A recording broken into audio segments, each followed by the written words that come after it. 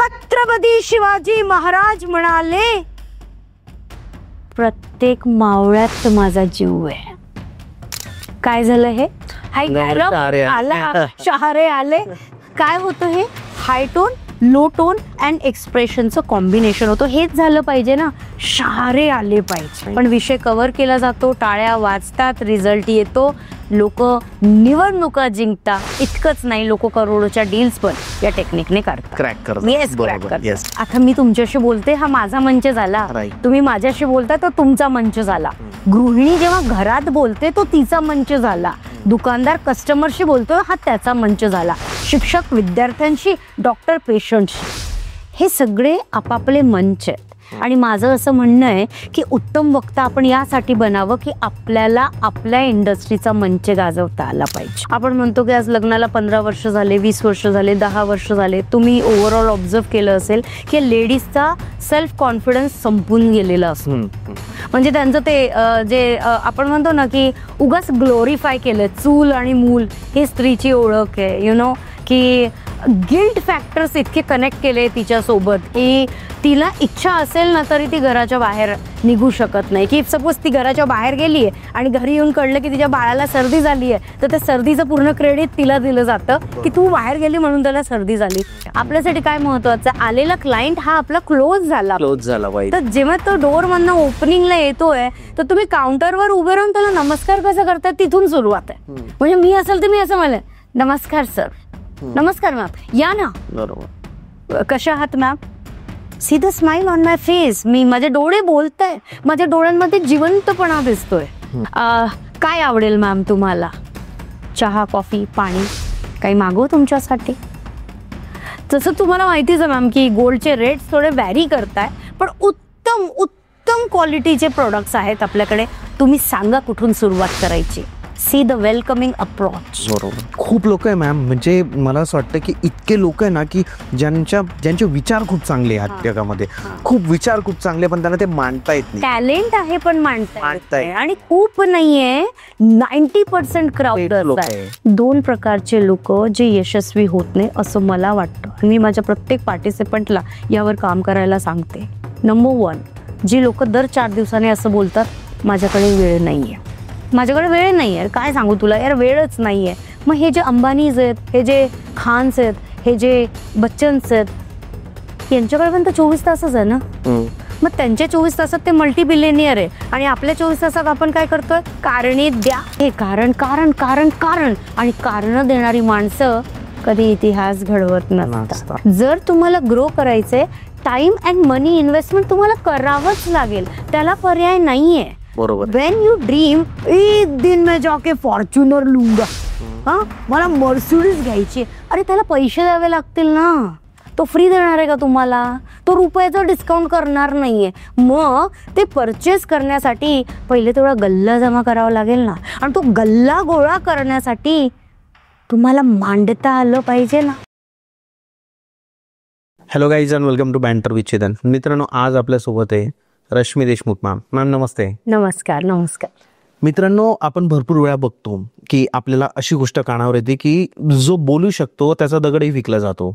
दुसरी गोष्ट, घरात एखादी सून असते, तिच्यावर कधी कधी अन्याय होत असतो, तिचं म्हणणं मांडू नाही शकत, त्यामुळे तो अन्याय वाढत जातो. त्यासोबतच तुम्ही एखाद्या कंपनीत काम करत असतात, काम करताना तुमचा बॉस तुम्हाला प्रेशराईज करतो, किंवा तुमच्या कलिग जो असतो, जो टेक्निकली तुमच्यापेक्षा कमी साऊंड असतो, तरी सुद्धा त्याला जास्त प्राधान्य दिलं जातं, कारण तो बोलू चांगला शकतो. ह्या इम्पॉर्टंट गोष्टी आहे.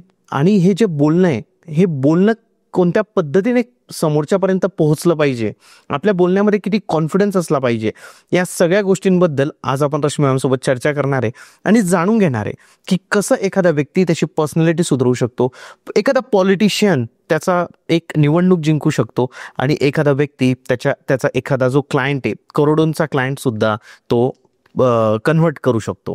तर मॅम, तुमचं परत एक वेळा स्वागत आहे आपल्या. Thank you so much. Thank you ma'am. काय सांगाल सुरुवातीला, किती महत्वाचं आहे एखाद्याला अतिशय चांगल्या पद्धतीने बोलता येणं आणि आपलं म्हणणं समोरच्यापर्यंत मांडता येणं? सगळ्यात आधी तर तुम्ही ही जी अपॉर्च्युनिटी दिली आहे लोकांपर्यंत स्वतःला मांडता येते, त्याबद्दल थँक्यू सो मच. तुम्ही विचारलं की किती गरजेचं आहे, आणि मी म्हणेल की 200%. कसं?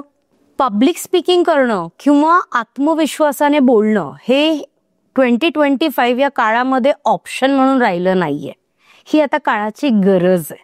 बरोबर. जसं तुम्ही आता काही एक्झाम्पल्स मांडले, तर ज्याला उत्तम बोलता येतं ना त्याची नाते साऊंड आहेत, ज्याला उत्तम बोलता येतं ना त्याचा करिअर साऊंड आहे, ज्याला उत्तम मांडता येतं ना त्याचा पैसा साऊंड आहे. आणि बघा ना, ज्याची नाती, करिअर, पैसा या तिघ गोष्टी साऊंड आहे त्याची मेंटल हेल्थ साऊंड आहे. मला असं म्हणायचंय की रात्री शांत झोप लागली पाहिजे, हे खरं यश आहे. आणि हे कधी होईल, जेव्हा तुम्ही प्रत्येक पॅरामीटर मध्ये उत्तम काम करताय. आणि ते होतं सुसंवादाने, प्रॉपर कम्युनिकेशन टेक्निक्सने. करेक्ट. एखादा व्यक्ती आहे ज्याचं वय आज 25-26 आहे, ठीक आहे, बट काय असतं ना मॅम की स्कूलमध्ये असताना भरपूर वेळा, आता जेव्हा आपण महाराष्ट्राचा विचार करतो तर मराठी मीडियम मध्ये जास्त करून आपण शिकलेले असतो. आणि तेव्हा स्टेज डेअरिंग नसतं असं म्हटलं जातं की स्टेज डेअरिंग नाहीये मुलामध्ये, या सगळ्या गोष्टी. तर अशा मुलाला 25 वर्ष वय झाल्यानंतर तुम्ही ते स्टेज डेअरिंग आणू शकतात का त्याच्या मनामध्ये? 100%. म्हणजे 25 वय तुम्ही म्हणताय, मी 80-85 पर्यंतच्या लोकांना तयार केलेलं आहे. बघा, कॉन्फिडन्स बिल्डिंग म्हणजे आत्मविश्वासाने मंचावर बोलणं, बेसिकली हे काही रॉकेट सायन्स नाहीये. म्हणजे हे काही असं नाहीये की वरून देवाकडनं आपण घेऊन आलोय आणि आता मला मस्त जमतंय. नाही, याच्यासाठी 2 पॅरामीटर्सवर काम करावं लागतं. एक म्हणजे करेक्ट टेक्निक्स, आणि सेकंड म्हणजे करेक्ट प्रॅक्टिस. या दोघांचं जेव्हा कॉम्बिनेशन होतं ना तेव्हा एक स्पीकर पर्सनॅलिटी तयार होते, एक कॉन्फिडंट स्पीकर तयार होतो. नो मॅटर तुम्ही ऑफिस फ्रंटवर बोला, तुम्ही घरातल्या चौकात, घरात गल्लीत बोला, किंवा मग तुम्ही एखादं राजकीय भाषण करा, तिथे या दोघं गोष्टींचं कॉम्बिनेशन लागतं. मग तुमचं लहानपण कसंही असलं आणि तुम्ही जन्मात हातात माईक घेतला नसेल तरी तुम्ही वक्ता बनू शकता. किती दिवसात बनू शकतो मॅम एक चांगला वक्ता एखादा व्यक्ती? असं स्पेसिफिक किती दिवसात असं नाही बोलता येणार, पण हा त्याचं माध्यम आपल्याला डिस्टिंग्विश करता येईल. म्हणजे तुम्ही ऑनलाईन शिकू शकता. ऑनलाईन जेव्हा शिकतो ना आपण, तर तिथे काय होतं, ड्युरेशन थोडं जास्त लागतं. फॉर से 3 महिने, 6 महिने, किंवा मग अगदी तुम्ही कधी कधी अभ्यास करता म्हणून वर्ष, असं काहीतरी. ऑफलाईन जेव्हा तुम्ही करता, ऑफलाईन म्हणजे समोरासमोर जेव्हा आपण येतो, प्रॅक्टिकली शिकण्याचा जेव्हा प्रयत्न करतो, तर मी तर 3च दिवसात तयार करते वक्ता. 3च दिवसात. आणि अजून एक प्रकार असतो ज्याला आपण म्हणतो की 1-on-1. तर तिथे असं असतं की तुम्ही तुमच्या वेळेनुसार वेळ काढून येता आणि शिकता. तिथे सुद्धा ड्युरेशन जे आहे जास्तीत जास्त 7 दिवसांचं ड्युरेशन आपण घेतो आणि स्पीकर्स जे आहेत ते बोलायला लागतात. स्पीकर्स तयार होतात जे कधीच बोललेले नाहीयेत असे. ओके. तर असं एक इम्पॉर्टंट गोष्ट मला तुम्हाला विचारायची आहे की मी RJ सोहम सोबत पॉडकास्ट केला होता. त्याचं म्हणजे तो खूप छान बोलतो, बरोबर, त्याचे तो रोस्टर आहे आणि खूप छान शब्द मांडणी त्याची सगळ्या गोष्टी. तर सोहम मला बोलला होता की चेतन, मी आजपर्यंत इतके बुक्स वाचले ना की तू इमॅजिन पण नाही करू शकत. मला तेव्हा असं वाटलं की तो इतका छान वक्ता आहे, इतकं छान बोलू शकतो, त्याचं कारण आहे की त्याने बुक्स वाचले. तर एखादा व्यक्ती चांगला बोलू शकतो यासाठी त्याने बुक्स वाचायलाच हवे का? हीच गंमत आहे. आणि असं मला माझ्या करिअरमध्ये माझ्या बऱ्याच पार्टिसिपेंट्स, बऱ्याच क्लायंट्सने हा प्रश्न विचारलाय. म्हणजे ते असं म्हणतात, मॅम मी वाचतच नाही हो, म्हणजे मी चांगला वक्ता बनू शकत नाही. तर मी माझ्या स्वतःच्या स्व अनुभवाने इथे सगळ्याच प्रेक्षक मंडळींना हे सांगू इच्छिते की न वाचता बोलता येतं. अगदी 20 ते 25 मिनिटाचं भाषण तुम्ही करू शकता, ते सुद्धा पुस्तक न वाचता, बातम्या न बघता. त्याच्यासाठी एक पर्टिक्युलर टेक्निक आहे, त्या टेक्निकला आपण इम्प्लिमेंट करतो. ते टेक्निक तुम्हाला शिकावी लागते, जिथे तुमचं एका ठिकाणी शब्दसंग्रह वाढतो आणि दुसऱ्या ठिकाणी तुम्हाला डायलॉग पंच कसे तयार करायचे ते शिकवलं जातं. आणि ह्या दोघांचं कॉम्बिनेशन होऊन जी स्क्रिप्ट तयार होते त्याच्यामध्ये कुठेही पुस्तकी ज्ञान आहेच असा काही मुद्दा नसतो, पण विषय कव्हर केला जातो, टाळ्या वाजतात, रिझल्ट येतो, लोक निवडणुका जिंकता. इतकंच नाही, लोक करोडोच्या डील्स पण या टेक्निकने करतात, क्रॅक करतात. आपला जो व्हिडिओ आज लोक बघतायत, तर प्रत्येक माणूस हा राजकारणी नाहीये, बरोबर आहे, बरोबर. 2 लाख लोकांपैकी काही गृहिणी आहेत, काही जॉब करतात, काही लोक बिझनेस करतात, असे मल्टिपल, काही स्टुडंट्स आहे, काही कॉलेजमध्ये अजून, काही जॉबसाठी तयारी करतायत. तर मॅम स्टेजचं तर आपण सांगितलं, मंचावर जाऊन बोलणे हा पार्ट आपण बघितला. अजून कोणकोणत्या गोष्टींमध्ये म्हणजे चांगलं जर बोलता येत असेल तर त्याचा फायदा होऊ शकतो? मला तुम्ही त्या गोष्टी सांगा ना, की कुठे कुठे फायदा होईल जर एखाद्या व्यक्तीला चांगलं बोलता येतं. आपण एक्झाम्पल कडे तर जाऊच, की कसे कसे एक्झाम्पल आहेत, पण चांगलं बोलता येण्याने कुठे कुठे फायदा होऊ शकतो? सगळ्यात आधी तर मंच म्हणजे एक स्टेज आहे, समोर माईक आहे, त्याच्या समोर हजारोने पब्लिक बसलंय, त्यालाच फक्त मंच म्हणतात असं नाहीये. बरोबर. आता मी तुमच्याशी बोलते हा माझा मंच झाला, तुम्ही माझ्याशी बोलता तो तुमचा मंच झाला. गृहिणी जेव्हा घरात बोलते तो तिचा मंच झाला. दुकानदार कस्टमरशी बोलतोय हा त्याचा मंच झाला. शिक्षक विद्यार्थ्यांशी, डॉक्टर पेशंटशी, हे सगळे आपापले मंच आहेत. आणि माझं असं म्हणणं आहे की उत्तम वक्ता आपण यासाठी बनावं की आपल्याला आपल्या इंडस्ट्रीचा मंच गाजवता आला पाहिजे. तुम्ही जे काम करताय ना त्यामध्ये तुम्हाला ब्रँड बनता आलं पाहिजे. हे बा, छान बोलणं, कॉन्फिडंट बोलणं, याच्याशी 2 गोष्टी कनेक्टेड आहे. एक सोशल ब्रँडिंग. आज 15 लोक बसलेले, 15 लोकांमध्ये जर मी उभी राहिली आणि मी एकदम कॉन्फिडेंटली एखादं गाणं म्हटलं, काय झालं, 15 लोकांना माझं नाव कळलं. काय झालं, सोशल ब्रँडिंग झाली. मग त्याच ठिकाणी एखादा समोर आला आणि मला म्हणाला, रश्मी सुंदर गातेस ग, माझ्या एका इव्हेंटला येशील, गाशील, नाही हवं तर तुला मानधन देतो. काय झालं, पैसा आला. तर मुळात लोकांना हे कळत नाही की कॉन्फिडंट लेवलवर जेव्हा तुम्ही तुमचाच स्टेज मोठा करता तर तुम्ही सोशली मोठे होता आणि तुम्हाला फायनान्शियल अपॉर्च्युनिटीज तिथे मिळतात. आणि म्हणून आज प्रत्येक व्यक्तीने आपला स्वतःचा मंच गाजवणं शिकलंच पाहिजे. कसं, टेक्निकली आणि प्रॅक्टिकली. इथे जादू होत नाही. बरोबर आहे. इथे you have to be in a process. एका प्रॉपर सिस्टीमनेच जावं लागतं आपल्याला, आणि ती सिस्टीम जो फॉलो करतो, नो मॅटर तो कोणत्या इंडस्ट्रीचा आहे, त्याला यश मिळतंच. बरोबर आहे. येस. थोडं गृहिणींकडे जाऊ, पैशांकडे आपण येणार आहे की चांगलं बोलायचा, एक चांगला वक्ता असण्याचा पैसे कमवण्यासाठी कसा फायदा होतो याकडे तर आपण येणारच आहे. पण त्याआधी थोडं आपण गृहिणींसाठी बोलू, की ज्या हाऊसवाईफ आहेत, ज्या जॉब नाही करत, ज्या घरात आहे. मॅम, त्या भरपूर 70% स्त्रियांचं मी असं बघितलेलं आहे की त्या घरात बोलू नाही शकत. आता काय होतं की मोठ्यानेच बोलणे, ओरडून बोलणे याला अर्थ नाहीये किंवा ते गोष्ट आहे. तुम्हाला काय वाटतं, त्यांच्यासाठी आपण त्यांना कशी मदत करू शकतो किंवा त्यांनी कसं बोलावं?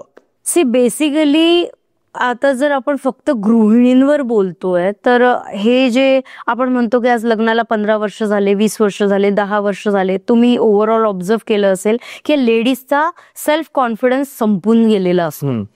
म्हणजे त्यांचं ते जे आपण म्हणतो ना की उगाच ग्लोरीफाय केलं, चूल आणि मूल हे स्त्रीची ओळख आहे, यु नो, की गिल्ट फॅक्टर्स इतके कनेक्ट केले तिच्यासोबत की तिला इच्छा असेल ना तरी ती घराच्या बाहेर निघू शकत नाही. की सपोज ती घराच्या बाहेर गेलीये आणि घरी येऊन कळलं की तिच्या बाळाला सर्दी झाली आहे, तर त्या सर्दीचं पूर्ण क्रेडिट तिला दिलं जातं की तू बाहेर गेली म्हणून त्याला सर्दी झाली. दुर्दैव आहे आणि यावर काम करावं लागेल. हे एक स्त्री दुसऱ्या स्त्रीला इथे बसून सांगते. बरोबर. मग कसं, तर सगळ्यात आधी तुम्हाला तुमचा आत्मविश्वास परत मिळवावा लागणार आहे आणि त्यासाठी तुम्हाला स्वतःवर काम करावं लागेल. खूप व्हेरियस वेज आहेत. तुम्हाला घराच्या बाहेर नाही पडता येते तर या ऑनलाईन बसा, शिका, अंडरस्टँड करा टेक्निक्स, कसं काय केलं जातं.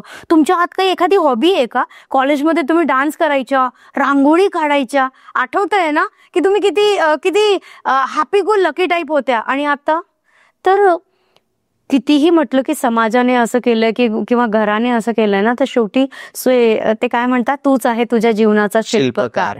तुला कोणी थांबवलं नाहीये. आणि मंच, कॉन्फिडन्स, बोलणं हे अशा स्किल्स आहे की त्या मेलेल्या कॉन्फिडन्सला पण जिवंत करतात. आज तर मी पुढे जाऊन तुम्हाला सांगेल की मॅक्झिमम लेडीज युट्यूब इंडस्ट्रीमध्ये येत आहेत. खूप पैसा आहे तिथे. आणि बरं, वेळही कमी लागतो. म्हणजे तुम्ही तुमचं चूल पण सांभाळताय, मुलंही सांभाळताय आणि प्लस तुम्ही तुमचं एक आपण प्रॉपर सेटअप आपला लावतोय, पण पैसा कमवतोय. आज कोचिंग इंडस्ट्री $1 बिलियन इंडस्ट्री आहे. अगदी तुम्ही घरात बसून तुमचे सेशन्स घेतले आणि तेही तुमच्या आवडीच्या विषयाचे घेतले तरी सुद्धा तुम्ही तुमची आयडेंटिटी बनवू शकता. पण याला एक सिस्टीम आहे. तुम्हाला मानसिकरित्या स्वतःला सांगावं लागेल की मला पहिले हे शिकावं लागेल, मला याची तयारी करावी लागेल. सगळ्यात महत्वाचं म्हणजे बोलता आलं पाहिजे. आणि हे आपलं म्हणणं मांडता आलं पाहिजे. आणि आता तुम्ही तुमच्या स्टेटमेंटमध्ये होतं की त्या दाबल्या गेल्यात असं एक स्टेटमेंट, अन्याय किंवा आपण असं म्हणू की दाबल्या. सी याच्यामध्ये मला असं वाटतं की तुम्ही या ना बाहेर, तुम्ही मदत करा तुमची स्वतःची. तर माझं कायम मी माझ्या कोचिंग्स मध्ये असं म्हणत असते की या जगामध्ये सेल्फ मोटिवेशन पेक्षा मोठं मोटिवेशन कोणतंच नाहीये.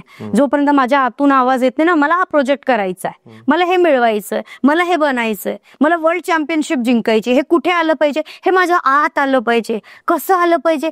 कंटिन्यू आलं पाहिजे. कोणी येणार नाही धक्का मारायला, जा जा कर कर. एकदा येईल, कोणी दोनदा येईल, कोणी 4 वेळा येईल, सारखं सारखं कोण येणार आहे? तर self realization is the key for the success. तो आवाज आतून आला पाहिजे. आणि आहोत ना आम्ही हात धरायला. एक्झॅक्टली. तुम्ही या तर कसं हे तो सेल्फ कॉन्फिडन्स कसा येईल मॅम यांच्यामध्ये? की काय होतं ना, म्हणजे मी भरपूर पाहिलंय की कितीही झालं तरी ही पुरुष प्रधान संस्कृती आहे. त्यामध्ये पतीकडून असं बोललं जातं भरपूर, अरे तुला नाही समजत, तू थांब, तुला नाही समजत, तुला नाही कळत, यातलं फायनान्स असू द्या, काय असू द्या, असं म्हटलं जातं, तुला नाही कळत. ती स्त्री कमवत असते तरी सुद्धा असं बोलतात की नाही नाही तुला कळत नाही, तुझा पैसा मी मॅनेज करतो. ठीक आहे, काही गोष्टी असतात की पुरुषांना थोड्या अधिक माहिती असतं कारण जास्त लोकांना भेटत असतात. अशा वेळेस स्त्रीने काय बोललं पाहिजे त्या पुरुषाला, किंवा तिचं कसं वागणं पाहिजे? मला असं खूप वाटत नाही. मी ज्या बॅकग्राऊंड मधनं आलीये, मी ज्या घरातनं आलीये, माझ्या घरात असं होतं की 2 वेळचं जेवण नव्हतं. परिस्थिती खूप हालाकीची होती. पण मला आजही आठवतंय की मी अगदी 4 वर्षाची 5 वर्षाची होती आणि आमच्या घरात पाहुणे आले की सगळ्यात आधी मला बाहेर बोलवलं जायचं. माझे वडील मला सगळ्यात आधी बाहेर बोलवायचे आणि पाहुण्यांना म्हणायचे, ऐका माझं बाळ खूप छान बोलतं. दॅट वॉज द एन्व्हायरमेंट जे मला मिळालं. म्हणजे मग विषय आला की मोठ्या भावाचा. तर माझा मोठा भाऊ एकदम रॉक सॉलिड माझ्यासोबत असा उभं राहिला की जिथे हा डिफरन्स नव्हता की तुला हे जमत नाही की तुला ते जमत नाही. इट्स मला अजूनही आठवतं की देअर वॉज अ फेज की मी थोडी डिस्टर्ब होती आणि मी दादाला मेसेज केला की मला असं वाटतंय की मी हरते, आता नाही जमणार, मला हा लढा नाही जमणार, मी गिव्हअप करण्याचा निर्णय घेतलाय, असं मी त्याला मेसेज केला. आणि त्याने मला तिकडनं मेसेज केला, हे वाक्य कोणासाठी आहे, कोण म्हणतंय हे वाक्य? तर मी म्हटलं अरे हे वाक्य मी म्हणते, मी गिव्हअप करते. आणि त्याने मला तिकडनं रिप्लाय केला, हे तुला सूट करत नाही, हे तू नाहीयेस. बरोबर. म्हणजे जिथे एका ठिकाणी एक पुरुष असं म्हटलं जातं की स्त्रीचा आत्मविश्वास कमी करतो, तिथे मी एक स्त्री असं म्हणते की हे असे काही पुरुष आजही समाजात आहेत की जे एका स्त्रीला मोठं करतात. आणि मग भावानंतर वेळ येते ती माझ्या नवऱ्याची. तुम्ही जर माझ्या कंपनीचं नाव ऐकलं असेल ते Rashmi Pushkar trainings and system. तर असं म्हटलं जातं की यशस्वी पुरुषामागे एक स्त्री असते. तर मी ते ठामपणे म्हणेल की यशस्वी स्त्री मागेही एक पुरुष असतो. आणि म्हणून माझ्या नावासोबत त्याचं नाव मी जोडलंय. तर ठीक आहे, काही ठिकाणी हे जे मतभेद बघायला मिळतात की तुला हे कळत नाही, तुला ते कळत नाही, बेसिकली कारण आपल्याकडे ग्राउंड असते की स्त्री थोडीशी इमोशनली जास्त ऍक्टिव्ह असते. पुरुषांमध्ये ती केपेबिलिटी असते की ते इमोशन्सला दाबतात. पण आता काळ बदलतोय, स्त्रिया तेवढ्या प्रॅक्टिकल होत आहेत किंवा जिथे गरज येतात ते त्या पद्धतीने त्या निर्णय घेत आहेत. सेल्फ कॉन्फिडन्स कसा वाढवला पाहिजे? तुम्ही बसा आणि बोला ना. जर तो तुम्हाला सांगतोय की हे तू करू शकत नाही, तर तुम्ही त्याला सांगा ना की मी करू शकते, तू मला संधी तर दे. मुद्देसूद मांडणी करा, तुमच्या बोलण्याची आरडाओरड न करता. अर्थात. तर काय होतंय, तुम्ही बोलतच नाहीये, तुम्ही सांगतच नाही. तुम्हाला वाटतं समोरच्याला ऑटोमॅटिक कळलं पाहिजे. कसं कळणार? हेच तर कारण आहे की आज नाते संबंधांमध्ये इतके दुरावे क्रिएट झालेले आहेत. तुम्ही बघा 10 पैकी 8 कपल असे आहेत ज्यांच्यामध्ये कम्युनिकेशन गॅप बघायला मिळतो. 10 पैकी 8 कपल्स. आणि आपल्याला काय वाटतं, अरे त्यांचे स्वभाव जुळत नाही, अरे त्यांचे गुण जुळत नाही, अरे ती वेगळ्या बॅकग्राऊंडची, तो वेगळ्या बॅकग्राऊंडचा आहे. ऍक्च्युली त्यांचे कम्युनिकेशन पॅरामीटर्स जुळत नाही. नवरा बायकोच्या बाबतीत मी हे सांगते. आणि मग होतं काय, संवाद लिमिटेड झालाय. म्हणजे कसं, झाला का स्वयंपाक, पोरं झोपले, वाढून दे, हा डोकं दुखतंय, औषध घे, चल आता झोपतो, आता थकलोय, कट. इतकंच आहे, संवाद इतकाच आहे. उद्या शाळेत जायचं, टीचरने बोलवलंय, बस इतकंच. डिटेलिंग मध्ये टॉकच नाही. आणि त्याच्या मागचे 2 टेक्निकल रिझन्स काय? एक तर आहे खराब फेशियल एक्सप्रेशन्स. बरं, याच्यात स्त्री आणि पुरुष असा काही भेदभाव नाहीये, हे दोघांना लागू पडतं. एक्झॅक्टली. तर खराब फेशियल एक्सप्रेशन हा खूप मोठा विषय आहे. 90% पब्लिकला हे समजतच नाही. बरोबर. म्हणजे लोक आपल्या 40शीत येऊन जातात तरी त्यांना माहिती नाही की त्यांच्या चेहऱ्यावर 0 एक्सप्रेशन आहे, एक्सप्रेस करत नाही. हे एक कारण आहे की ते एकमेकांपासून दुरावले जातात. एक आहे की ज्याला एक्सप्रेशन आवडतं, दुसरं आहे ज्याच्याकडे एक्सप्रेशनचा पत्ताच नाहीये. त्याला वाटतंय सगळं सिस्टमॅटिकली चाललंय पुढे, पण त्याच्या हे लक्षात येत नाही की पार्टनर दुरावतोय. And then you can see आज 2025 मध्ये डिवोर्स केसेस किती वाढलेल्या आहेत, सेपरेशन्स किती बघायला मिळत आहेत, मानसिक आजार किती जास्त वाढलेले आहेत. याचे रूट्स आहेत रिलेशनशिप. बोलल्याने मोकळं होतं, बोलल्याने माणूस मोकळा होतो. तुला नाही पटत तू बोल, आणि बरं तू एक्सप्रेस तर कर. दुसरा मुद्दा आहे टोनॅलिटी. अरे काही घरांमध्ये असं असतं, स्त्री आणि पुरुष दोघं, काही जण एकदमच हायपर होऊन बोलतात. दर 2 मिनिटांना त्यांना हायपरच व्हायचं असतं, मोठ्याने बोलायचं असतं. तो दाबला जातो समोरचा, त्याच्या लक्षात येत नाही की तो इमोशनली दाबला जातोय. आता त्याला काय, त्याला माहितीये कदाचित मी या आवाजापेक्षा वरचा आवाज काढू नाही शकणार आहे. मग तो काय करतो, तो इमोशनली दूर व्हायला लागतो. एखादा पार्टनर असतो एकदमच संथ बोलतो, थंड बोलतो, एकदम त्याची एनर्जी लेवल लो असते. दुसरा एकदम एनर्जेटिक असतो, तो दुरावत जातो. आपण ना दुसऱ्यांमध्ये चुका शोधण्यात बिझी आहोत. बेसिकली प्रत्येकाला स्वतःवर काम करण्याची गरज आहे. मी माझ्या सगळ्या पार्टिसिपंट्सला सांगते की रिलेशनमध्ये, पैशामध्ये, आज तुम्ही तुमची आयडेंटिटी बनवण्यामध्ये, तुमच्या लाईफस्टाईलला एक आकार देण्यामध्ये जर कोणी जबाबदार आहे तर ते तुम्ही आहात. हा हात कायम असा ठेवायचा आणि असा स्वतःकडे ठेवायचा. बरोबर. मग कळतं की किती स्वतःवर काम करण्याची गरज. तुम्ही जे बोललात ना मॅम, ते खूप इम्पॉर्टंट आहे की का डिवोर्स वाढतात. मुंबईचा डेटा आहे मॅम, 100 पैकी 28 लोकांचे डिवोर्स होत आहेत. पुण्यामध्ये 100 पैकी 24 जोडप्यांचे डिवोर्स होऊन राहील. इतका हा डेटा मी मागच्याच एका पॉडकास्टमध्ये डिस्कस केलं होतं याबद्दल. या गोष्टीत आहेत, बट आता थोडं आपण मनी रिलेटेड बोलू मॅम. ठीक आहे, आपण रिलेशनशिप बद्दल बोललो, स्त्रियांच्या ज्या त्यांच्यावर जो त्या दाबल्या जातात या विषयाबद्दल बोललो. थोडं मुलांकडे जाऊ आपण, की जॉब ओरिएंटेड गोष्टी थोड्याशा, की मुलं असतात ज्यांना पास आउट होतात, इंजिनिअरिंग करतात, BCA MBA एनिथिंग केल्यानंतर पास आउट झाल्यानंतर जॉब पाहिजे असतो. गावाकडच्या मुलांना बोलताच येत नाही की कसं काय. एक नॉर्थ साइडचा मुलगा असतो जो एकदम हिंदीमध्ये किंवा थोडंसं हे करून अतिशय कॉन्फिडेंटली बोलून टाकतो.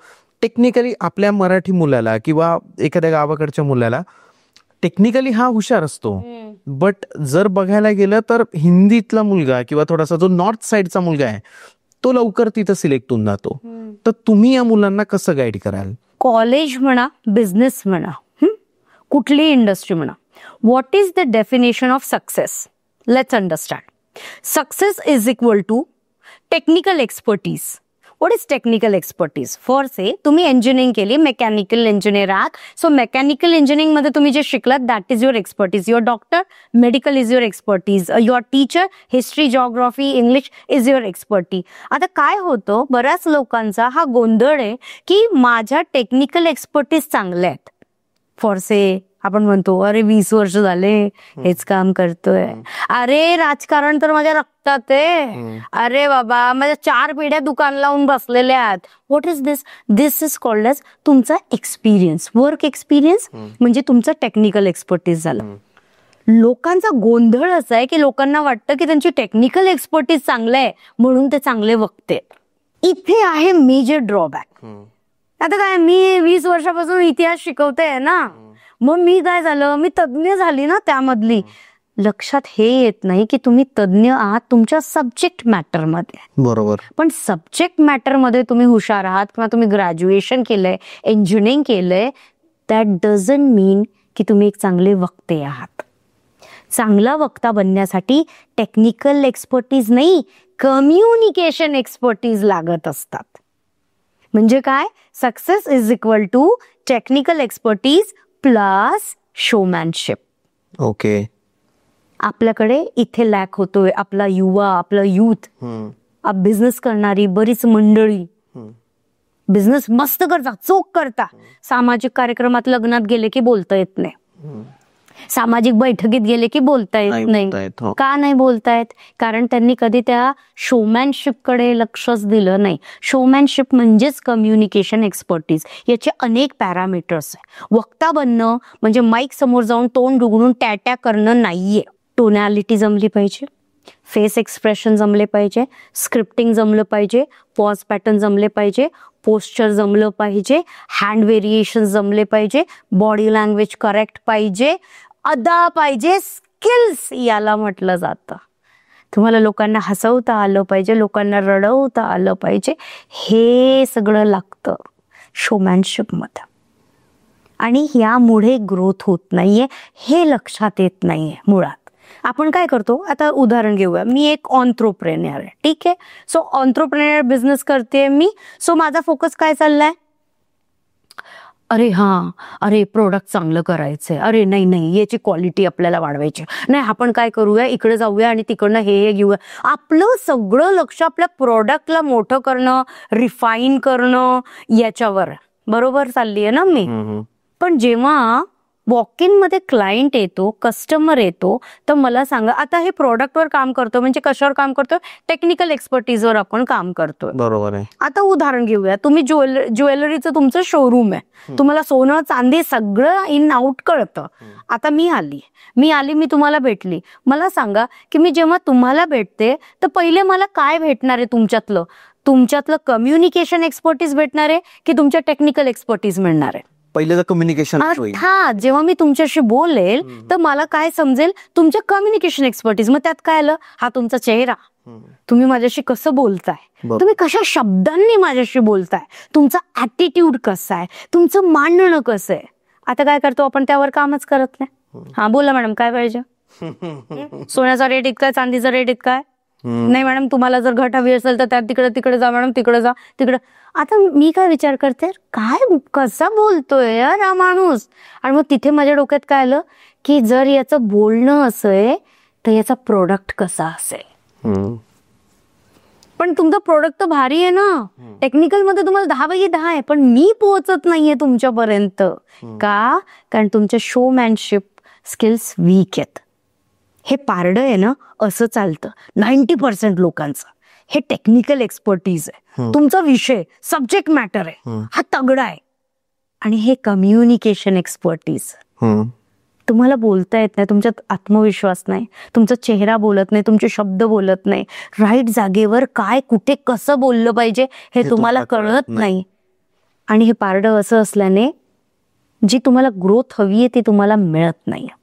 आपल्याकडे असे बरेच युवा प्रत्येक इंडस्ट्रीमध्ये लोक आहेत ज्यांचं कॅलिबर टू मच आहे. म्हणजे आपण हे नावं घेतो, अंबानीजी अँड ऑल जे नावं घेतो, मल्टी बिलियनियर्सचे इथे बसलेले आहेत, आपण तिथपर्यंत पोहोचत नाही. वाय? बिकॉज आपल्याला हे पारडं बॅलन्स करता येत नाही. जे ज्वेलरीचं एक्झाम्पल दिलं मॅम तुम्ही, ते म्हणजे आम्ही भरपूर वेळा पाहिलंय की आपण एखाद्या शॉपमध्ये जातो तर तिथं आपल्याला कसं बोललं जातं, म्हणजे ते त्यांचं एक्सपर्टीज नसतं म्हणून ते एकदम डीम सारखं म्हणतो आपण, तसं बोललं. तर एक एक्झाम्पल म्हणून तुम्ही कसं तिथं एखाद्याला सांगाल की त्याने कसं बोललं पाहिजे? एक एक्झाम्पल जर आपल्याला द्यायचं झालं तर ज्वेलरीच्या. ओके. सो सी, आता बघा, सोनं चांदी तर सेट आहे ना, आपलं टेक्निकल नॉलेज आपल्यासाठी काय महत्वाचं? आलेला क्लायंट हा आपला क्लोज झाला पाहिजे. तर जेव्हा तो डोअर मधनं ओपनिंगला येतोय तर तुम्ही काउंटरवर उभे राहून त्याला नमस्कार कसं करताय तिथून सुरुवात आहे. म्हणजे मी असेल तर मी असं म्हणेन, नमस्कार सर, नमस्कार मॅम, या ना, बरोबर, कशा आहात ma'am, see the smile on my face. माझे डोळे बोलताय, माझ्या डोळ्यांमध्ये जिवंतपणा दिसतोय. काय आवडेल मॅम तुम्हाला? चहा, कॉफी, पाणी, काही मागवू तुमच्यासाठी? तसं तुम्हाला माहितीच आहे मॅम की गोल्डचे रेट्स थोडे व्हॅरी करताय, पण उत्तम उत्तम क्वालिटीचे प्रोडक्ट्स आहेत आपल्याकडे. तुम्ही सांगा कुठून सुरुवात करायची. See the welcoming approach. बरोबर. मी आल्याबरोबर सुरू नाही, काय दाखवू? अंगठी दाखवू, कानातले बघायचे, अच्छा तिकडे जा, नो मॅटर तू माझ्या डिपार्टमेंटचा आहे की नाहीये, मी कानातले विकते की नाही विकते, but welcoming speech should be very very clear. आणि तुमच्या डोळ्यातनं रिफ्लेक्ट झाला पाहिजे जिवंतपणा. त्या क्लायंटला असं वाटलं पाहिजे यू व्हॅल्यू देम. तर जेव्हा तुम्ही असं करता ना, मी जेव्हा पण प्रेझेंटर्स तयार करते, स्पीकर्स तयार करते, तर मी नेहमी त्यांना म्हणत असते कंटेंट सोबत ऍटिट्यूडवर पण इक्वली काम करा. नो मॅटर तुमच्याकडे मर्सिडीज आहे, BMW आहे, और तुम्ही सायकलवर आलेले आहात, वर्क ऑन युअर ऍटिट्यूड. तर वक्ता बनत असताना ऍटिट्यूडचा रोल हा खूप महत्वाचा आहे, इम्पॉर्टंट. Upside, yes upside. तर या गोष्टींकडे थोडंसं, आणि हे सगळं शिकावंच लागतं. जर नाहीये आपल्याला माहिती आहे ना मी याच्यात मायनस आहे, मग काय करायचं, प्लस करायचं.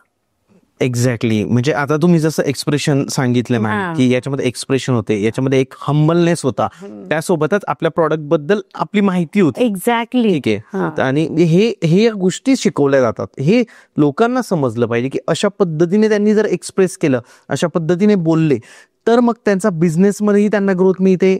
मॅम जॉब बद्दल आपण बोलत होतो, तर तुम्ही काय सजेस्ट कराल जॉबवाल्या मुलांना? माझ्याकडे माझ्या बॅचेसमध्ये कॉर्पोरेट मधून किंवा बरेच असे प्रोफेशनल्स येतात, मिड लेवलचे असतात, हायर पोझिशनचे असतात. हे कुठे अडकतात माहितीये, हे लिडरशिप मध्ये अडकतात. म्हणजे यांना आपल्या टीमशी बोलता येत नाही, आपल्या सिनियर समोर हे दाबले जातात, तिथे यांना बोलता येत नाही. एक दडपण असतं, एक फिअर असतं. तर माझ्याकडे एक क्लायंट आले होते आणि त्यांचं असं होतं, शांत स्वभाव असतो ना काहींचा, हळू बोलणं, नाजूक बोलणं, आणि काम करत होते ते थोडंसं इंजिनिअरिंग डिपार्टमेंटमध्ये.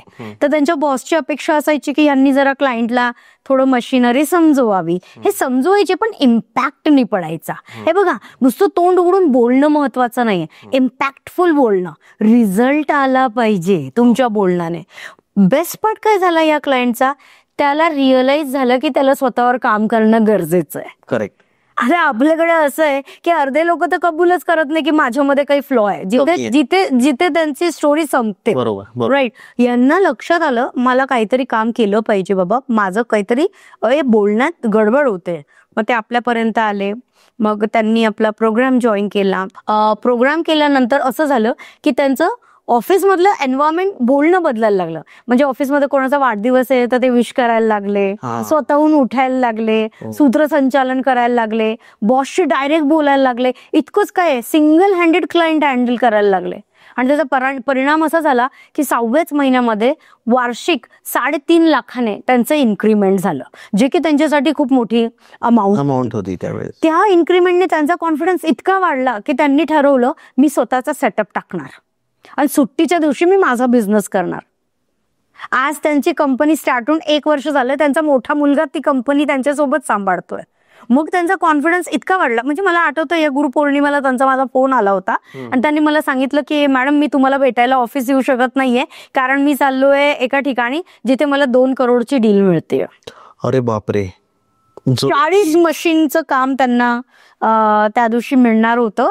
आणि ते म्हणाले मी फक्त हे सांगण्यासाठी तुम्हाला फोन केलाय की जरा मला बोलता आलं नसतं तर आजचा हा दिवस नसता. 3.5 लाख रुपयांचा त्यांना इन्क्रीमेंट मिळाला. त्यावर तो व्यक्ती खुश होता आणि एखादी वर्षामध्ये 2 करोडची डील तो करता. This is just because of the how he talk. इथे ते थांबले नाही.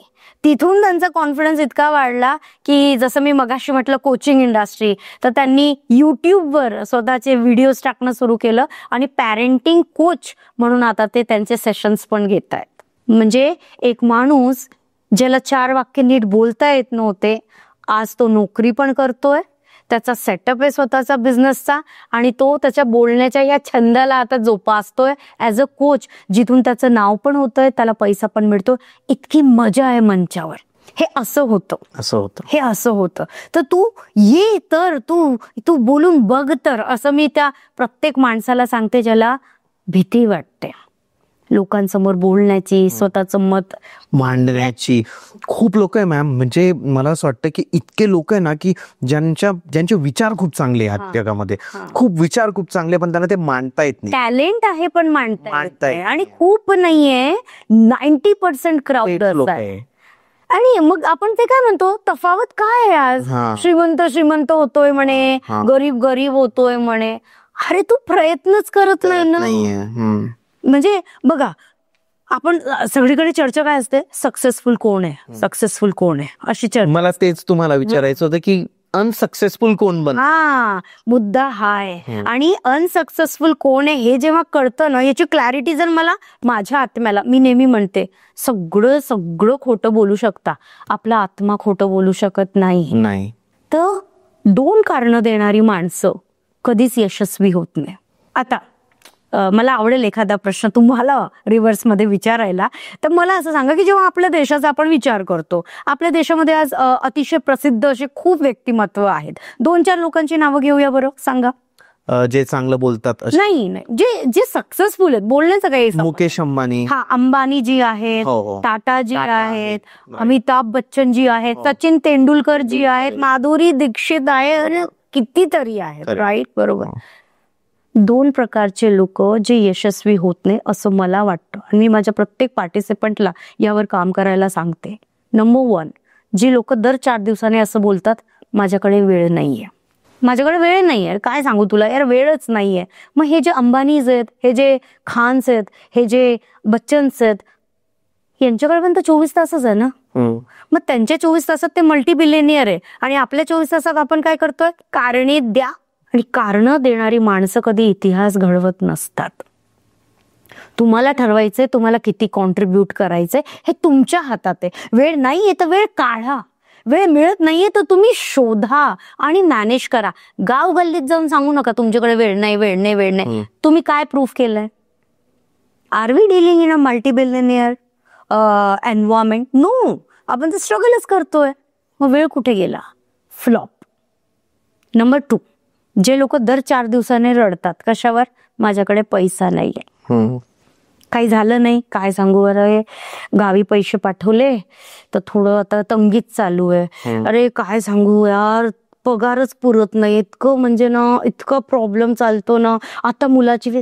इथे कारण, तिथे कारण, कारण कारण कारण, आणि कारण देणारी माणसं कधी इतिहास घडवत नसतात. जर तुम्हाला ग्रो करायचंय, टाइम अँड मनी इन्व्हेस्टमेंट तुम्हाला करावंच लागेल, त्याला पर्याय नाहीये. बरोबर. वेन यू ड्रीम, एक दिन में जाके फॉर्च्युनर लूंगा, हा मला मर्सिडीज घ्यायची, अरे त्याला पैसे द्यावे लागतील ना. तो फ्री देणार आहे का तुम्हाला? तो रुपयाचा डिस्काउंट करणार नाहीये. मग ते परचेस करण्यासाठी पहिले तेवढा गल्ला जमा करावा लागेल ना, आणि तो गल्ला गोळा करण्यासाठी तुम्हाला मांडता आलं पाहिजे ना. बरोबर. तुमचं बिझनेस, तुमचं बोलणं, तुमचं प्रोफेशन. हे टाइम नाहीये, पैसा नाहीये, this comes in to ordinary segment. आणि ऑर्डिनरी वरून एक्स्ट्रा ऑर्डिनरी बनायचं असेल ना, तर एक्स्ट्रा एफर्ट्स घ्यावे लागतात, एक्स्ट्रा चालावं लागेल, एक्स्ट्रा धावावं लागेल, बाकीच्या जनतेपेक्षा एक्स्ट्रा काम करावं लागेल, लोकांपेक्षा जास्त एक्स्ट्रा सफर व्हावं लागेल, एक्स्ट्रा झिजावं लागेल, एक्स्ट्रा शिकावं लागेल. बरोबर. जेव्हा हा एक्स्ट्रा तुमच्यात लागेल ना, तेव्हा तुम्ही एक्स्ट्रा ऑर्डिनरी बनाल. ते बसले बसले होत नाही, हे करावं लागतं. तर मला वाटतं हा आहे तो अनसक्सेसफुल वाला झोन, जिथे काम करणं गरजेचं आहे. आणि याची क्लॅरिटी ज्याला आली, आत्मिक क्लॅरिटी म्हणते हो मी, त्याचं झालं कल्याण झालं. पण जो फक्त घेऊन बसलाय कारणांना, त्याचं काहीच नाही होऊ शकत. बरोबर आहे, करेक्ट. आता मॅम आपण बघतो की भरपूर असे पॉलिटिशियन्स आहे ज्यांना आपण बघतो की नरेंद्र मोदी झालेत, राज ठाकरे झाले, तर यांना त्यांच्या बोलण्यामुळे ओळखलं जातं. बाळासाहेब ठाकरे यांना त्यांच्या बोलण्यामुळे पण ओळखलं जातं की ते खूप छान स्पीच देतात, लोक ऐकतात, गर्दी होते यांच्याला. तर तुम्हाला काय वाटतं, एखाद्या व्यक्तीला जर पॉलिटिशियन बनायचंय आता, किंवा जो ऑलरेडी पॉलिटिशियन आहे बट त्याला असं वाटतंय की मला चांगलं बोलता येत नाही. आता कसं होतं ना, पॉलिटिशियन लोक मोस्टली असं नाही म्हणू शकत स्वतःहून की मला बोलता येत नाही किंवा हे, बट तुम्ही त्यांना काय सजेशन द्याल, तुम्ही त्यांना कसं ट्रेन कराल? निवडणुका जिंकण्याचं सगळ्यात मोठं शस्त्र आहे मंच गाजवणं, वक्तृत्व. आज 17+ इयर्स झाले मी इंडस्ट्रीमध्ये काम करते. अनेक पॉलिटिशियन्सला ट्रेन केलेलं आहे. फक्त महाराष्ट्रात नाही, ऑल इंडिया फ्रंटवर मी तयार केलेलं आहे. अगदी ग्रामपंचायत पासून तर खासदारकीपर्यंतच्या कॅन्डिडेट्सला तयार केलेलं आहे. आणि इथे मला सांगावंसं वाटतं की ग्राउंड पासून त्यांनाही तयार व्हायची गरज असते. म्हणजे बघा, हे त्यांचं करिअर आहे. ह्याच्यासाठी कितीतरी वर्ष ते समाजसेवा करतात, धावून धावून लोकांसाठी कामं करतात, त्यांची कामं सोडवतात, एफर्ट्स देता. कितीतरी लोक आपल्या फॅमिलीला मागे ठेवता पण समाजासाठी झटता. ते डिझर्व करता इलेक्शन जिंकणं, ते डिझर्व करता एक सॉलिड लीडर बनणं, पण त्यासाठी त्यांना सुद्धा मंच गाजवणं शिकावंच लागेल. भाषणं लिहिण्यापासून भाषणं देण्यापर्यंत, वैयक्तिक वन ऑन वन भेटी करत असताना बोलण्यापर्यंत सगळे पॅरामीटर्स शिकावे लागतातच. राजकीय क्षेत्रामध्ये मोठं होण्यासाठी हे शस्त्र असलंच पाहिजे. मी असे बरेच कॅन्डिडेट्स बघितलेले आहेत ज्यांनी बोलण्याला दुय्यम स्थानावर ठेवलं आणि ते निवडणूक हरले. हो, आहेत अशी भरपूर लोक जे बोलू नाही शकत, त्यामुळे त्यांचं काम खूप असतं पॉलिटिशियन लोकांचं, बट त्यांना बोलता येत नाही, त्यामुळे मग त्यांचं नुकसान होतं. इथे मी कायम असं म्हणत असते काउन्सिलिंग करत असताना की माझं तुझ्यावर प्रेम आहे, हे नुसतं प्रेम आहे असून चालत नाही ना. माझं तुझ्यावर प्रेम आहे हे सांगावं पण लागतं, व्यक्त व्हावं लागतं. तर आज तुम्ही 15-15, 20-20 वर्ष, 10-10 वर्ष आज समाजासाठी इतके झटताय, कामं करताय, पण जर तुम्हाला तुमच्या कामांची यादी लोकांपर्यंत पोहोचवता नाही आली, की मी काय काय केलं हे सांगता नाही आलं, तर लोक तुम्हाला वोट्स कसे देतील? एक्झॅक्टली. लोकांना कसं कळेल की तू काय केलंयस ते? आणि म्हणूनच निवडणुकांसाठी म्हणा किंवा एक सेटल्ड लिडरशिपची पोझिशन मेंटेन करण्यासाठी तो प्रत्येक व्यक्ती जो सोशल वर्कमध्ये काम करतोय किंवा राजकारणात काम करतोय, मला त्यांना सांगावंसं वाटेल की ह्या गोष्टीला लाईटली घ्यायचं नाहीये, आपल्याला यावर काम केलं गेलं पाहिजे. काय असतं मॅम त्याच्या टोनॅलिटी किंवा या गोष्टी कशा असतात? थोडंसं पॉलिटिक्स बद्दल जर बोलायचं झालं, पॉलिटिक्स स्पीचेस बद्दल, तर थोडं टेक्निकली कसं सांगाल किंवा एक ते टोनॅलिटी तुमच्या ह्याच्यात दाखवायची? गंमत अशी आहे की अगदी उभं राहण्यापासून पोझिशनिंग सेट करावी लागते. म्हणजे तुम्ही तोंड उघडून जो डायलॉग बोलताय ना, लोक ते नाही ऐकत. लोक पहिले तुमचं स्टँडिंग पोस्चर बघता. तुमच्या पोस्चरवरनं जर लोकांना असं वाटलं की तुमच्यात आत्मविश्वास आहे तरच ते तुम्हाला ऐकतं, अदरवाईज ते तुम्हाला ऐकत नाही. बरोबर आहे. तर त्यासाठी मी उभं राहण्यापासून ट्रेन करते लोकांना. मग नुसतं राजकीय सामाजिकच नाही तर कोणत्याही क्षेत्रात बोलत असताना पॅरामीटर्स ॲज इक्वलच असतात. टोन म्हणजे आवाजाचा चढ उतार. तर तुम्ही आंदोलन करताय तर कसं गेलं पाहिजे, तुम्ही प्रेमाने बोलताय तर कसं गेलं पाहिजे. जसं for an example, Chhatrapati Shivaji Maharaj म्हणाले, प्रत्येक मावळ्यात माझा जीव आहे. काय झालं हे? शहारे आले. काय होतं हे? High tone, low tone and एक्सप्रेशनचं कॉम्बिनेशन होतं. हेच झालं पाहिजे ना. शहारे आले पाहिजे, लोकांवर तुम्ही कनेक्ट झाले पाहिजे आणि त्यासाठी हे सगळे पॅरामीटर्स तुम्हाला शिकायचे. एक एक डायलॉग तुम्हाला बनवता आला पाहिजे, लिहिता आला पाहिजे विदाऊट बुक. आता बघा, आपण काय म्हणतो, पुस्तकातनं पण आपण काही मुद्दे घेऊन भाषण तयार करायचं. बरेच लोक तेच करतात. ते टेक्निकल शिक्षण घेत नाही.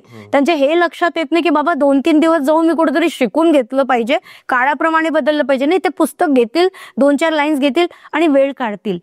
मंच गाजवणं म्हणजे वेळ काढणं नाहीये. जे लोक असा विचार करताय ते तिथे संपलंय त्यांचं. आता बघा, समजा मी एखादं भाषण करते आणि त्या भाषणात मी काय म्हणते पब्लिकला, स्वामी विवेकानंद म्हणाले, रेफरन्स देतो मी, स्वामी विवेकानंद म्हणाले. खाली बसलेली जनता म्हणते, ओ ताई, ते तर स्वामी विवेकानंद म्हणाले, तुम्ही सांगा तुम्ही काय म्हणताय. बरोबर आहे. म्हणजे काय, लोकांना थेरी नकोय. लोकांना तू काय बोलतोस तू ते सांग, तू काय करशील आमच्यासाठी तू ते सांग, तुझ्या आत काय क्रिएटिव्हिटी आहे तू ती सांग, ती मांड. आणि त्यासाठी टेक्निक्स लागतात, त्या शिकाव्या लागतात, त्याची प्रॅक्टिस करावी लागते. 100% रिझल्ट येतो आणि न बोललेले तुम्ही बोलायला लागतात. आणि हे टेम्पररी नसतं, हे लाईफ लॉंग असतं. एक वेळेस जर तुम्ही ती गोष्ट शिकलात तर ते त्याची प्रॅक्टिस तुमची होतच राहते, कारण तुमचं प्रोफेशन ते असतं. Exactly. रोजच्या गृहिणी असतील घरात, नवऱ्याशी बोलेल, सासू सोबत बोलेल, एखादा एम्प्लॉई आहे तर तो बॉस सोबत बोलेल, त्याच्या कलिग सोबत बोलेल, त्याचे जे ज्युनियर आहे त्यांच्यासोबत बोलेल. पॉलिटिशियन आहे, रोजच कुठे ना कुठे इव्हेंट असतात, त्यांच्याकडे जातात, त्यांच्याशी बोलू तुमचं ओन फील्ड आहे ना, तुम्ही तिथे वापरा. ते वापरा. आणि कुठे अडलंच तर आम्ही आहोतच. हा, एखादा बिझनेसमॅन आहे तो रोजच्या डील मध्ये बोलेल, एम्प्लॉई सोबत बोलेल त्याच्या. एक्झॅक्टली. खूप गरजेचं आहे हे, म्हणजे मला पण आजच कळतं इतकं सगळं. आपण बघतो की बोलण्यातून पैसा, जसं दगडही विकला जातो जो बोलू शकतो असं म्हटलं जातं. एक फील्ड आहे मॅम आजकाल social media, YouTube channels, Instagram channels, यावर आपण बघतो रील्स व्हायरल होतात. खूप सारे कोचेस आपण बघतो. आता मध्यंतरी मी एक पॉडकास्ट केला होता ज्यावर मी युट्यूब मधून मी कसं कमवतो किंवा युट्यूब कसा एक ॲज अ बिझनेस म्हणून तुम्ही त्याला युज करू शकता, यावर मी पॉडकास्ट दिला तो. तर मला काही लोकांचे कॉल आले की आम्हाला पण करायचंय.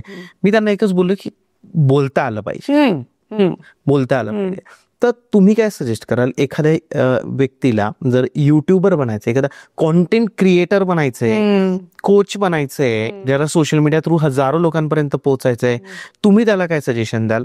त्याने कसं शिकलं पाहिजे ते? जर तुम्हाला युट्यूबर बनायचंय, इन्फ्लुएन्सर बनायचंय, कंटेंट क्रिएटर बनायचंय, डिजिटल कोच बनायचंय, तर तुम्हाला बोलता आलंच पाहिजे. याची एक पार्टिक्युलर सिस्टीम आहे. तुम्हाला तुमच्या कॉन्फिडन्स सोबत तुम्हाला काही टेक्निकल पॅरामीटर्स शिकावे लागतात आणि त्या दोघांचं कॉम्बिनेशन होतं आणि तुम्ही बरोबर मार्केट खेचता, मार्केटमध्ये बोलतात. ह्यूज पैसा कनेक्टेड आहे याला, पण याचा सगळ्यात महत्वाचा कणा आहे तुमचं कम्युनिकेशन स्किल्स. ओके. आणि दोघं तिघं पद्धतीने तुम्ही डायरेक्ट शिकू शकता. तुम्हाला पटकन स्टार्ट करायचंय, तुम्ही प्रत्यक्ष ट्रेनिंग मध्ये या, शिकून घ्या, तुम्हाला लगेच आउटकम मिळेल. आता तुम्ही म्हणाल नाही 2 वर्षानंतर करायचंय, तर मग तुम्ही हळूहळू ऑनलाईनच्या माध्यमाने या, शिका, प्रॅक्टिस करा आणि मग ते पुढे जाता येतं, त्यामध्ये काम करता येतं. हे पहा, बोलणाऱ्याचं सगळं काही विकलं जातं, हा फॅक्ट आहे. हा फॅक्ट आहे. आणि यासाठी ते तुमचं विकणं जे आहे ना, ते नॅचरल असलं पाहिजे. म्हणजे असं विका की समोरच्याला कळलं पण नाही पाहिजे की तुम्ही विकताय. एक्झॅक्टली. तर आपण फोकस करतो मला प्रोडक्ट विकायचंय आणि आपण फोकस करतो प्रोडक्टवर फोकस नसतोच करायचा. तुम्ही कसं विकताय त्यावर फोकस करायचा असतो. तर तुम्हाला युट्यूबर बनायचंय, जेवढे हे जे आजचं बघताय ना, मला ऐकताय, तुम्हाला ऐकताय, युट्यूबर बनायचंय, ह्यूज फ्युचर आहे. कोचिंग इंडस्ट्रीमध्ये यायचंय, तुमच्यात काही एखादं टॅलेंट आहे, तुम्हाला त्याला मार्केट करायचंय, तुम्ही इनिशिएटिव्ह घ्या. या एक साधारण 2-2.5 महिने लागतात संपूर्ण सिस्टीम शिकण्यासाठी आणि त्यानंतर तुम्ही तुमचं सेट मार्केट चालवू शकता. आणि 1 मॅन शो पण ते उत्तम चालतं. त्याच्यामध्ये तुम्हाला अजून काही वेगळं मॅनपॉवर गोळाच करायची आणि मला हे पण लागेल ते पण लागेल याची काही गरज पडत नाही. तर किती मोठी इंडस्ट्री मॅम, खूप इंडस्ट्री आहे, पैसा भयंकर आहे. म्हणजे तुम्हाला सांगते, डिजिटल कोचिंग मध्ये तर असं आहे की 30 डेजची सायकल 1 CR 2 CR ची असते. एक्झॅक्टली. तुम्ही एक काय म्हणता येईल, एक मॉड्यूल मध्ये सक्सेसफुल झालात तर 10-15 लाख रुपये महिना कमवणं म्हणजे काही मोठा विषय नाहीये. पण एक गोष्टीची क्लॅरिटी लागेल की हे सगळंच तेव्हाच रन होऊ शकतं जेव्हा तुम्हाला कॉन्फिडेंटली बोलता येईल. मला आठवतं, मला एक फोन आला होता, कोच आहेत ते आणि हेल्थ इंडस्ट्रीमध्ये त्यांचं काम चालतं. त्यांनी माझा एक पॉडकास्टच बघितला होता, तर तिथून त्यांनी अप्रोच केला. तर त्यांनी मला सांगितलं की मॅम, माझं काय होतं, मला मोठ्या मोठ्या डॉक्टर्सला भेटावं लागतं, मला मोठे मोठे सेमिनार्स करावे लागतात, माझ्याकडे नॉलेज खूप चांगलं आहे मॅम, पण मी कनेक्टच होत नाही. ओके. मला माझं ना पटतच नाही त्या लोकांना, माझं पोहोचतच नाही त्यांच्यापर्यंत. तर मला हेल्थ कोचिंग मध्ये मला काम करायचंय. तुमचा विषय ऐकल्यानंतर मॅडम माझ्या लक्षात आलं माझ्या टेक्निकल फ्लॉज आहेत. टेक्निकल फ्लॉज काय आहेत, म्हणजे माझा चेहरा बोलत नाही, माझ्या डोळ्यांमधनं जिवंतपणा रिफ्लेक्ट होत नाही, मी बोलत असताना माझे हँड व्हेरिएशन्स किंवा माझी बॉडी लँग्वेज काहीच बोलत नाही. हे ऐकल्यानंतर आय रिअलाइज आणि आता मी ठरवलंय की आधी मी स्वतःवर काम करेल, मग मी माझे प्रोग्राम्स रन करतो. म्हणजे काय झालं, आजच्याकडे सेटअप आहे, क्लायंटेल आहे, सगळंच आहे, पण त्याला ते मोठं करता येत नाही. तर तुम्ही एका जागेवर जाऊन जर तुम्ही थांबून जाताय म्हणजे समजून घ्या तुमच्या मर्यादा संपल्यात. आता तुम्हाला you need a mentor now, you need someone जो तुमच्या त्याला फिनिशिंग देईल, तुम्हाला सांगेल की हे असं असं चालायचंय. बरोबर. आणि अशा प्रकारचे अवेअरनेस आता मार्केटमध्ये होते. तर ज्यांनाही या इंडस्ट्रीत यायचंय, ट्रस्ट मी, खूपच बढिया इंडस्ट्री आहे, खूप मोठी इंडस्ट्री आहे, नो लुकिंग बॅक आहे. पण याचं शस्त्र फक्त बोलणं आहे. आणि नुसतंच बोलणं नाहीये, ते टेक्निकली साऊंड असलं पाहिजे. एक्झॅक्टली. तर त्यावर काम करावं लागेल. एक विषय आपण ऑफ द कॅमेरा बोलत असताना घेतला होता की एक 10वी फेल व्यक्ती होती, करोड्स मध्ये डील क्रॅक केल्या. तर त्याबद्दल थोडं सांगाल, म्हणजे आपले ऑडियन्स इन्स्पायर होईल. किती इम्पॉर्टंट ही गोष्ट तुम्हाला बोलता आलं पाहिजे. येस. एक क्लायंट आहेत आपले, 10वी आहे शिक्षण त्यांचं. तर त्यांचं काय होतं की ते काम करत असताना खूप रफ बोलायचे. म्हणजे माझ्याकडे का आले ते, तर त्यांच्या लक्षात आलं की रफ बोलण्यामुळे काय व्हायचं, टीम त्यांनी एक स्वतःचा त्यांचा एक BMC मध्ये सेटअप आहे. तर रफ बोलणं व्हायचं, हँडलिंग कटिंग व्हायची, लोक सोडून चालले जायचे. आणि मग अशामध्ये त्यांच्या लक्षात आलं की आपल्या बोलण्यात काहीतरी गडबड होते. I need a training. बरं, हा विषय समजला पाहिजे, आय नीड अ ट्रेनिंग. तर ते माझ्यापर्यंत आले. मग हळूहळू काम सुरू झालं, त्यांचं बोलणं, ते सौम्य बोलायला लागले, त्यांचं हँडलिंग बदलायला लागलं. मग मला आठवतं माझं मुंबईत ट्रेनिंग होतं. म्हणजे मी जेव्हा कधी मुंबईत जाते त्यांनी मला भेटायला येणं हे फिक्स आहे. तर ते मला भेटायला आले. ते म्हणाले, मॅडम मला असं वाटतं की मी काहीतरी अजून वेगळं करावं. तर मी म्हटलं की रिअल एस्टेटमध्ये ट्राय करा ना. असं असेल थोडंसं त्यांना समजवलं ते कसं जायचंय, काय जायचंय. त्यांनी ते मनावर घेतलं आणि बॉडी लँग्वेज टेक्निक्स आणि स्क्रिप्टिंग टेक्निकचा वापर करून त्यांनी 720 कोटीचा प्रोजेक्ट क्रॅक केला. आणि त्या दिवशी त्यांचा मला फोन आला की हाईट, म्हणजे नुसता फोन नाही आला, तर त्यांनी मला 21,000 रुपये ट्रान्सफर केले. आणि ते मला कळलंच नाही 21,000 का आलेत गड्या आपल्याला. आणि मग तेवढ्यात त्यांचा फोन आला. पण मला ना तोपर्यंत ते इंट्युशन येऊन गेलं होतं की कुछ हुआ है बहुत बडा. आणि मग त्याच्यानंतर ते म्हणजे, मॅम मी तुम्हाला काय सांगू, तुम्ही त्या दिवशी सांगितलं आणि असं झालं मॅम 700. आणि मॅडम मी गुरुदक्षिणा पाठवली तुम्हाला ते 21,000 रुपये. अँड देन आय रिअलाइज की बऱ्याचदा आपल्याला वाटतं की माझं शिक्षण कमी आहे तर मी उत्तम बोलू शकत नाही, किंवा माझं शिक्षण कमी आहे तर मी करोडपती बनू शकत नाही, किंवा माझी परिस्थिती खराब आहे म्हणून मी मोठं काम करू शकत नाही. हे सगळं मिथ्य आहे. बरोबर. ज्याला करायचंय ना तो कसंही करतो. पण ते इथे विचार करण्यासारखा विषय हा आहे की 10वी नापास असणारा तो माणूस पण हे रिअलाइज करतो की माझ्या बोलण्यात प्रॉब्लेम आहे, मला पहिले तिथे करेक्शन्स करायचे. जर तो थॉट त्याच्या डोक्यात आला नसता तर तो मला भेटला नसता आणि मग ही सायकल गेली नसती. आता परत रिसेंटली त्यांचा फोन आलेला की 3रा प्रोजेक्ट त्यांचा स्टार्ट झालाय. आता तो कारवा स्टार्ट झालाय. आता नो लुकिंग बॅक. बरोबर. तर असे मिरॅकल्स घडत असतात. एक क्लास 1 ऑफिसर आले होते आपल्या, government officer. Yes, class 1 officer, basically medical industry मधून ते होते.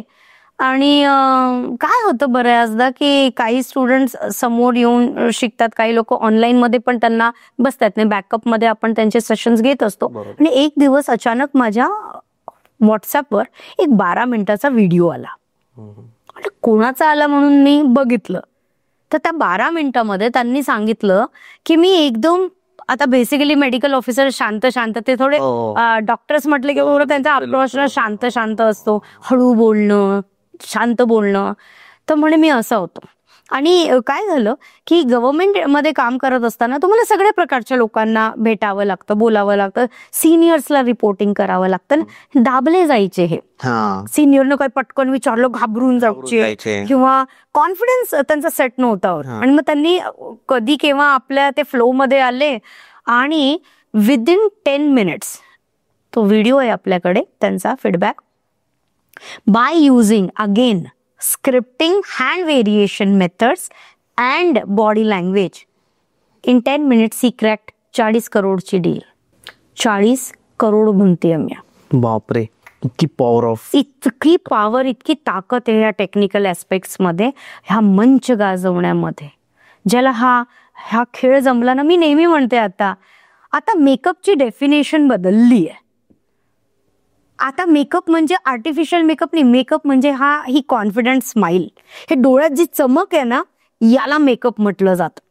म्हणजे आता जरा स्थळ जेव्हा बघायला जातात ना, तर पॅरामीटर्स बदलले. पहिले काळी असं होतं, मुलगी नाक छान पाहिजे, तिचं गोरा रंग पाहिजे मुलीचा. आता असं म्हणतात मुलावाले, मुलगी कमावती पाहिजे, सावळी असली तरी चालेल, कॉन्फिडंट पाहिजे. का? कारण पुढे मुलं. म्हणजे यावरून परत एकदा एक छोटासा विषय सुचला मला, की रिसेंटली मुलांना वक्तृत्व शैलीमध्ये तयार केलं गेलं पाहिजे. या एस्पेक्टने आम्ही आमच्या ऑर्गनायझेशनमध्ये प्रोजेक्ट स्टार्ट केले. मग मी ठरवलं की मी थोडा रिसर्च केला पाहिजे यावर, आणि मग आम्ही ऑल इंडिया पॅरेंट्सचे इंटरव्ह्यू घ्यायला सुरुवात केली.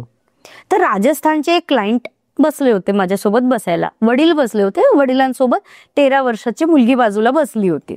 माझं काम काय होतं, चॅलेंजेस अंडरस्टँड करणं, पालकांचे चॅलेंजेस. आता हल्ली तर पॅरेंटिंग टफ झालंय, आणि त्यातल्या टेक्निकली डिव्हाइसेसमुळे तर ते अजून टफ झालेलं आहे. तर मी अंडरस्टँड करत होती मला प्रोग्राम कसा डिझाईन करायचा. तर ते म्हणे, मॅम क्या बताऊं, ये बिल्कुल नहीं बोलती है, बहुत शाय नेचर है, अपने रूम में बैठी रहती है, मेहमान आते हैं तो मेहमानों से बात नहीं करती है, चिंता हो रही है मैम, कल शादी होगी, बच्ची बोलेगी नहीं तो बच्ची कैसे अपने आप को एक्सप्रेस करेगी. मी ऐकत होते, आणि पुढे अचानक ते काय वाक्य बोलले, बिल्कुल अपनी माँ पे गई है.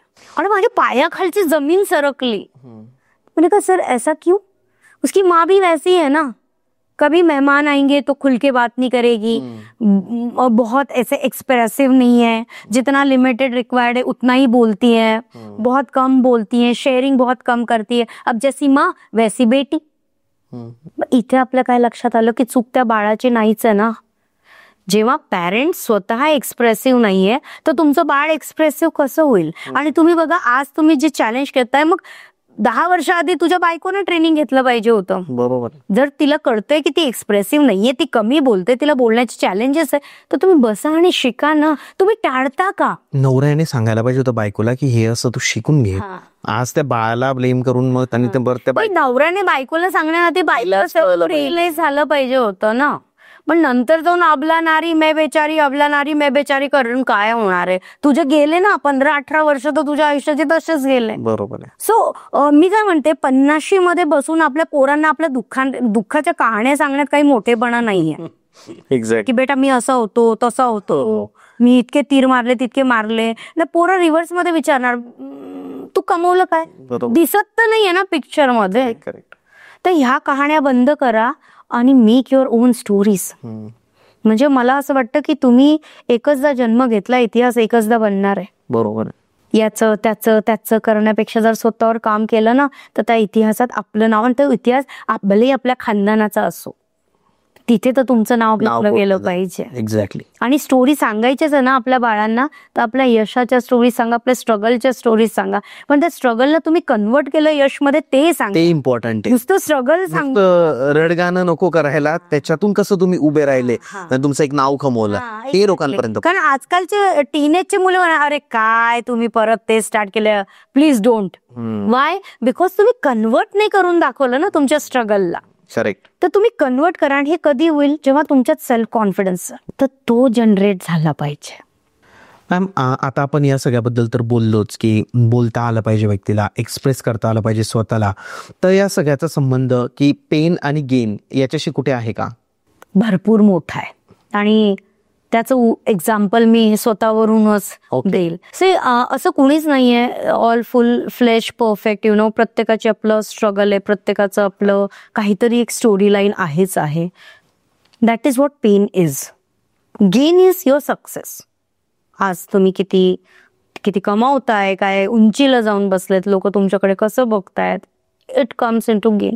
तर माझ्या बाबतीत म्हणायचं झालं तर मी कुठलाही गोल्डन स्पून घेऊन जन्माला आलेली नाहीये. मी खूप स्ट्रगलिंग बॅकग्राऊंड मधनं आले. Thanks to my school Jawahar Navodaya Vidyalaya Bhusawal, की माझ्या शाळेने मला इतकं मजबूत बनवलं की मी आज इथे तुमच्या समोर येऊन बोलू शकते. त्याच्या मागचंही ग्राउंड कदाचित ती शाळा आहे.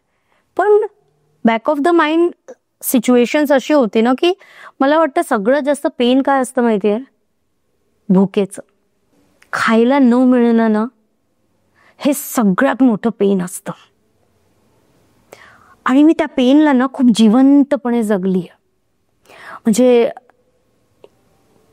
भयंकर तरसली आहे मी खायला. म्हणजे मी आता बोलते ना तरी माझं मन दुखतंय तुम्हाला ते सांगताना, की आय स्टील रिमेंबर की जेव्हा मी खूप लहानशी होते, लहान म्हणजे आज जेव्हा आपण आपलं 10, 11, 12 वर्षाचा बाळ बघतो तर आपल्याला वाटतं रे किती छोटंसं आहे, पण मी त्या 10, 11 वर्षाच्या वयामध्ये खूप मॅच्युअर झाली, खूप मॅच्युअर. मला मॅच्युअर केलंय त्या बुकेने. म्हणजे वर्गात जेव्हा मी बसायची, बेंचवर बसलेली आहे मी, टीचर शिकवताय आम्हाला, आणि मी बेंचवर बसून हा विचार करते, पुरी कशी दिसते, पोहे कसे दिसतात, अच्छा पुरी जर खाल्ली तर लाळ आली बघा माझ्या तोंडात. पुरी जर खाल्ली तर तिची टेस्ट, अच्छा त्याची टेस्ट अशी लागते. मी असं माझं पोट भरलंय. ओके. मी इतकी तरसली आहे खाण्याला. आणि त्याच्या मागचं कारण होतं की ठीक आहे आता कंडिशन्स होता, नाही जमलं असेल कदाचित, ते माझं डेस्टिनी असेल, पण मी माझ्या पेन्सला तिथेच घेऊन बसले नाही. मी माझ्या पेन्सला कन्वर्ट केलं माझ्या गेनमध्ये. म्हणजे आज माझी औकात आहे की मी रोज 100 लोकांना खाऊ घालू शकते. बरोबर आहे. पण इथे येणं तेवढं सोपं नव्हतं. मेंटल लेवलवर, फायनान्शियल लेवलवर, फिजिकल लेवलवर मेहनत आहे याच्यामागे, खूप मेहनत. मी माझं बालपण जगलीच नाही. मला माहिती नाही लहानपणी मुलं कसे खेळ खेळतात. मी कधीच कोणताच खेळ खेळलेली नाहीये. म्हणजे मी जर एका ठिकाणी बसली तर मी फक्त एवढाच विचार केलाय, पैसे कसे कमवायचे, ह्या परिस्थितीतनं बाहेर कसं यायचं. ओके. अरे यार आज ना मसाला डोसा खायचा, पण मसाला डोसा 13.5 रुपयाचा त्यावेळेस, when I was in I guess 7th 8th standard answer, 13.5 रुपयाचा मसाला डोसा तो कसा येईल, मग त्याच्यासाठी 13.5 रुपये कसे येतील. That was my cycle. त्या गोष्टीने मला इमोशनली ओव्हर थिंकर बनवलं. त्या गोष्टीमुळे माझे कधी फ्रेंड्स बनले नाही. त्या गोष्टीमुळे निगेटिव्ह इम्पॅक्ट खूप झाले. पण माझी सगळ्यात मोठी जमेची बाजू होती, चाहे काही का सिच्युएशन्स आहेत, माझी विल पॉवर मी कधी हलू देत नाही. बरोबर आहे. आणि मग हळूहळू मी माझ्या त्याच पेन्सला माझी ताकद बनवली. कंडिशन्स नो मॅटर काय होत्या, पुढे पुढे पुढे नॅशनल अवॉर्ड पर्यंत गेली, इंटरनॅशनल अवॉर्ड पर्यंत गेली. तिथे लक्षात आलं की this is what my strength is. आणि आज रश्मी पुष्कर हे नाव, रश्मी देशमुख हे नाव इंडियाची लीडिंग कम्युनिकेशन एक्सपर्ट म्हणून घेतलं जातं. करेक्ट. आज माझ्यापर्यंत येण्यासाठी people have to pay a big. तर pain converts in to gain, but for that रडत बसणं इज नॉट अ ऑप्शन. बरोबर. तुम्हाला तुमच्या पेनला तुमची ताकद बनवता आलं पाहिजे. तर असं कुणीच नाही इथे, जेवढे मला ऐकताय, तुम्हाला ऐकताय, प्रत्येकाचं एक पेन आहे. तुम्ही पेन कुरवाडत बसाल, तुम्ही मोठे होणार नाही. त्या पेनला आय ऑलवेज सेज की प्रॉब्लेम्सला ना चॅलेंज बोलायला शिका. म्हणजे काय, माझी फायनान्शियल कंडिशन खराब आहे, हे काय झालं, हा प्रॉब्लेम झाला ना, आता हा शब्द बदला, प्रॉब्लेम बदला, तिथे काय बोला, चॅलेंज बोला. कसं, मला थोडं फायनान्शियल चॅलेंज आहे. चॅलेंज स्वीकारता येतं. बरोबर. त्याला लढता येतं, त्याला तोडता येतं, त्याला जिंकता येतं.